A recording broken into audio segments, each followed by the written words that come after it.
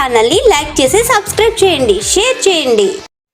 వైఎస్ఆర్సీపీ రాష్ట్ర తూర్పు కాపు కార్పొరేషన్ మాజీ చైర్మన్ మామిడి శ్రీకాంత్ జన్మదిన వేడుకలను పురస్కరించుకొని పాతపట్నం నవజీవన్ అనాథ ఆశ్రమంలో వైఎస్ఆర్ కాంగ్రెస్ పార్టీ నాయకులు శ్రద్ధగా సేవాభావంతో కార్యకర్తలు అనాథ పిల్లలకు పండ్లు, ఆహార పదార్థాలు పంపిణీ చేస్తూ మామిడి శ్రీకాంత్ సేవా స్ఫూర్తిని స్మరించుకున్నారు.